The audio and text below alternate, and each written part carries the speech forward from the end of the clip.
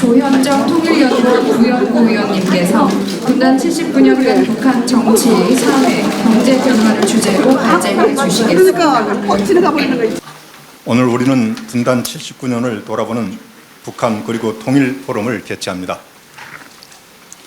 오늘 포럼을 같이 개최하는 대한민국 초당파 국회 모임 북한과 그리고 통일 권영세 대표 의원님 그리고 김기웅 간사의원님께 먼저 감사의 말씀을 드립니다. 오늘 이 포럼을 빛내주시기 위해서 참석하신 한동훈 국민의힘 당대표님 그리고 포럼 회원이신 여러분들과 박규택 의원님, 김소희 의원님, 김건 의원님, 박성훈 의원님, 신동욱 의원님, 유재준 의원님, 유영훈 의원님, 정연욱 의원님 존경과 감사의 말씀을 드립니다. 그리고 오늘 포럼 진행을 위해 자장을 맡아주신 유호열 고려대학교 명예교수님 그리고 발표자 토론자분들께 진심으로 감사드립니다. 오셨어요? 먼저 그러면 이거 소개하시고 주호영 국회 부의장님도 오늘 참석해 주셔서 이 자리를 빛내주십니다. 2분 말씀 끝나고 하면 되니까. 또한 오늘의 포럼에 관심을 갖고 참석해 주신 모든 분들께 감사의 말씀을 올립니다. 세월이 흐르고 시대가 변해도 여전히 북한 동포는 우리의 동포이고 통일은 대한민국의 가장 중요한 국가 목표입니다. 정치 지도자들이 이 문제에 대해 관심을 갖는 것은 당연한 일이라고 생각합니다. 국회에서 초당적으로 북한과 통일 모임을 주도해 주신 권영세 의원님을 비롯한 모임의 의원님들께 격려와 감사의 말씀을 드립니다. 오늘 우리는 한반도 분단 79년을 되돌아보기 위해 이 자리에 모였습니다. 1945년 해방과 함께 시작된 분단은 한민족을 둘로 나누어 체제 경쟁으로 내몰았습니다. 이제 남한은 선진국이 됐고 성공의 슈퍼스타이자 세계의 많은 나라들이 닮고자 하는 감동의 스토리입니다. 반면 북한은 아직도 억압적 체제 속에서 세계 최빈국이자 최악의 인권국이며 평화를 위협하는 세력으로 남아 있습니다. 우리는 북한에 대하여 비핵화와 개방, 공동 번영의 길로 가자고 제의했으나 북한은 단절을 추구하고 있습니다. 작년 말 북한은 남북 관계를 동족 관계가 아닌 교전 중인 두 국가 관계라고 규정하며 긴장과 대립을 선택하고 있습니다. 그리고 오는 10월 7일 최고인민회의를 열어 헌법을 개정하고 민족 분열주의와 영구 분단을 제도화하려 합니다. 이것은 역사의 순리가 아니며 반통일적, 반민족적, 반인륜적 행태입니다. 우리의 지식사회와 정치권은 대한민국과 한민족의 장래를 위해 북한의 그러한 행태를 지적하고 맞서야 하겠습니다. 그런데 북한의 이민족 이국가에 동조하는 것은 매우 이상한 일입니다. 북한의 적대적 두 국가 주장은 남북 공존론이 아닙니다. 핵무력으로 우리를 파괴하여 영토로 편입하겠다고 하는 그런 파괴적인 주장입니다. 참고로 1974년 동독이 이민족 이국가론을 주장했을 때 서독은 이를 단호히 거부했던 역사적 사실을 우리는 새겨야 하겠습니다. 윤석열 대통령은 이번 8.15 경축사를 통해서 자유통일 독트린을 발표했습니다. 우리는 북한 동포를 민족 공동체로 인정하며 이들이 자유통일을 염원할 수 있도록 노력할 것입니다. 북한 동포들이 외부 정보에 접근할 수 있도록 하며 인권 침해를 당하지 않도록 모든 노력을 기울여 나갈 것입니다. 이렇듯 2024년은 한반도 분단사에서 통일로 갈 것이냐 아니면 영구 분단으로 갈 것이냐 하는 매우 큰 변곡점이 될 것으로 생각합니다. 이 모든 일들이 분단 79년이라는 시간 동안에 한반도, 남북한에서 일어났던 일들이 결산된 것이라고 생각합니다. 또한 한반도를 둘러싼 국제 질서가 큰 영향을 미쳤습니다. 오늘 이 포럼은 분단 79년사를 총괄적으로 평가하고 우리가 서 있는 현재의 정세와 남북한 관계를 정확히 진단하고자 합니다. 이러한 평가와 진단이 분단의 현실 속에서 자유, 평화, 번영의 통일을 위한 해법을 찾는 노력이기도 합니다. 이러한 노력이 정치의 중심인 국회에서 진행되고 있는 것이 매우 뜻깊은 일이라고 생각합니다. 이러한 노력이 또한 통일 정책은 초당적으로 추진되어야 한다는 상식이 다시 상식이 되는 계기가 될 것으로 믿습니다. 오늘 참석해 주신 모든 분들의 지혜와 경험이 한반도의 통일을 향한 여정에 큰 도움이 될 것이라고 생각합니다. 초당파 국회 모임 북한과 통일 포럼과 이 자리를 위해 함께해 주신 모든 분들께 다시 한번 감사드립니다. 바쁘신 와중에도 불구하고 오늘 포럼에 참석해 주신 모든 분들께 감사의 말씀을 드립니다. 오늘 굉장히 많은 분들이 오셨고 언론에서도 굉장히 많은 관심을 가지고 참여를 해 주셨습니다. 북한 그리고 통일에 대한 관심, 그리고 최근에 어떤 분이 통일에 대해서 관심을 갖지 않을 수 없게 만든 그런 상황도 있지만, 무엇보다도 우리 한동훈 대표께서 참석을 하시니까 기자들이 제일 이렇게 많이 오신 거 아닌가 이렇게 생각이 됩니다. 그렇죠? 우리 한 대표님께 박수 한번 크게 보내드리시죠.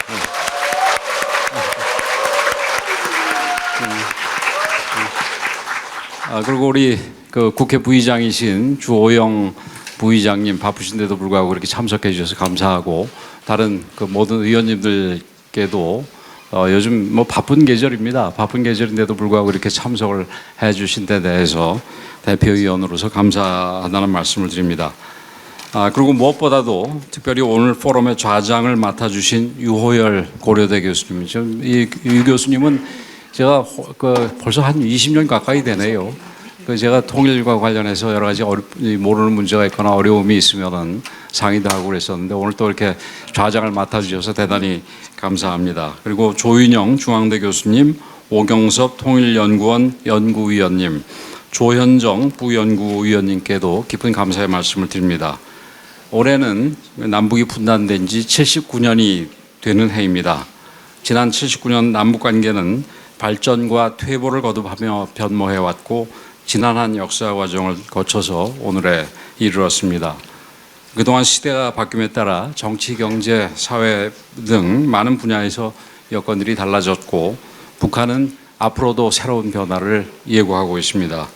그 변화의 물결 속에서 우리가 무엇을 준비하고 무엇을 대비해야 할지 함께 고민하며 중지를 모아가야 할 때라고 생각을 합니다.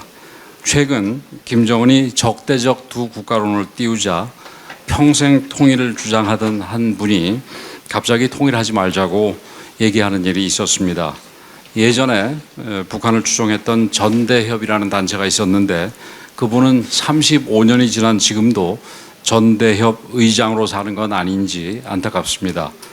김정은의 반통일 선언을 따르는 것은 결국 김씨 일가의 세습을 돕는 처사이고, 북한 동포들의 비참한 현실을 외면하고 방치하는 것입니다. 우리 헌법은 전문의 조국의 평화적 통일 사명을 규정하고 있고, 3조, 4조에서 우리의 영토와 통일 정책 추진에 대해서 분명하게 명시하고 있습니다. 한마디로 통일은 우리 헌법의 명령이고 시대적 과제이며 우리의 숙명인 것입니다. 어제 대통령께서도 자유민주적 기본질서에 입각한 우리 정부의 통일 추진 원칙을 다시 한번 천명하셨습니다. 통일을 버리면 평화가 온다고 선동하고, 북한과 똑같은 주장을 되풀이하면서 독재 정권의 입장을 대변하는 자들의 평화 파리에 우리는 더 이상 속지 말아야 될 것입니다. 이제 우리의 역할이 중요합니다. 통일은 올바른 가치와 원칙을 바탕으로 추진될 때 비로소 의미가 있기 때문입니다. 오늘 포럼에서는 지난 79년간 남북관계가 어떻게 달라졌고, 또 대북 정책은 어떻게 변모해 왔는지 점검하며 자유통일 추진의 헌법상 책무를 다시 한번 상기해 보고자 합니다. 바쁘신 와중에도 참석해 주신 의원님들과 관심 가져주신 모든 분들께 진심으로 감사드리며 자유와 번영의 통일 시대를 향해 여러분과 함께 달려가도록 하겠습니다.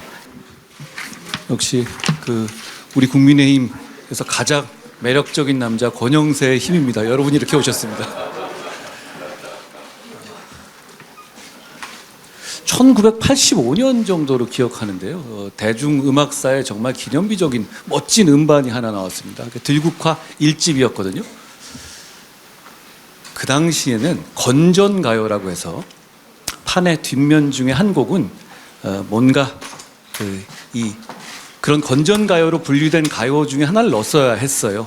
어허야 둥기둥기 이런 곡들도 들어가고 했던 걸 기억하는데요. 그런데 그 들국화 1집에는 우리의 소원은 통일이라는 곡을 이 들국화의 멤버들이 아카펠라로 불렀습니다. 저는 그걸 보고 야 이렇게도 하네? 라고 멋진 그 곡의 멋지다는 점을 상기했던 기억이 갑자기 들었습니다. 그렇습니다. 아주 오랫동안 우리의 소원은 통일이었습니다.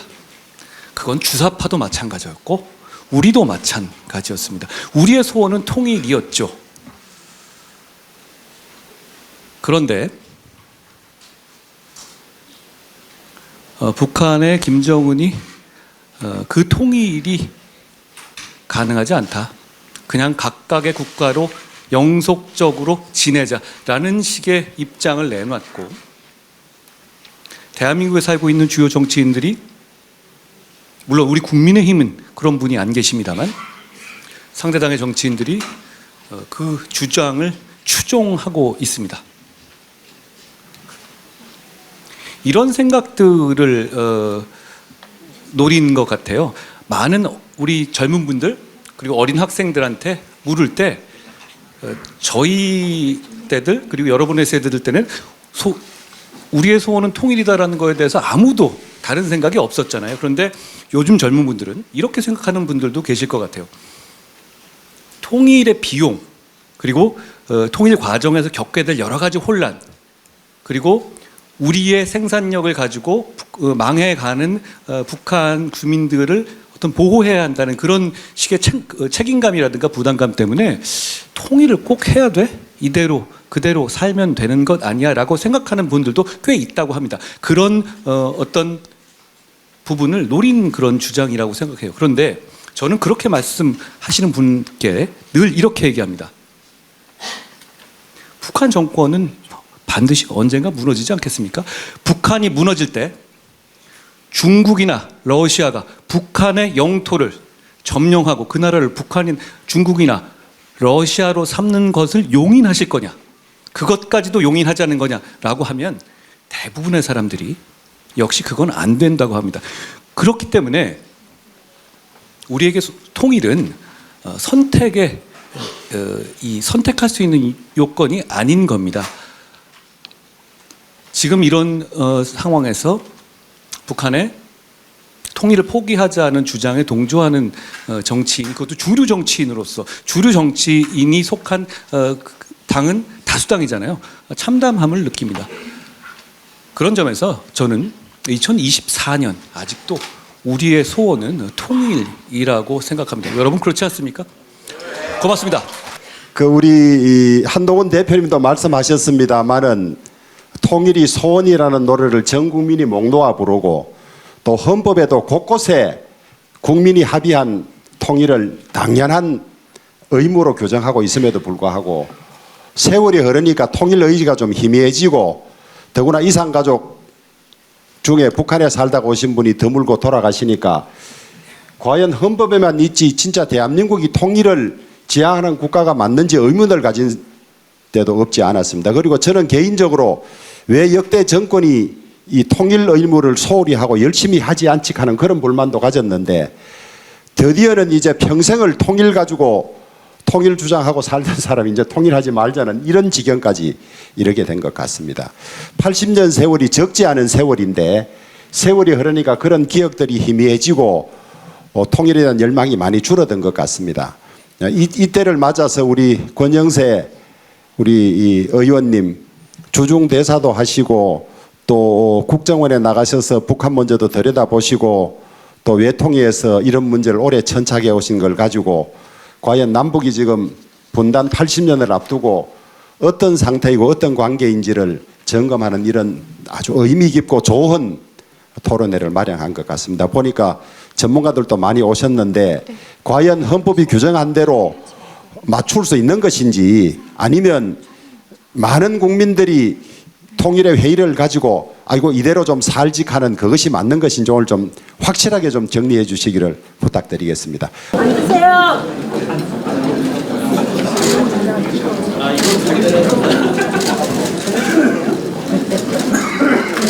앉으세요.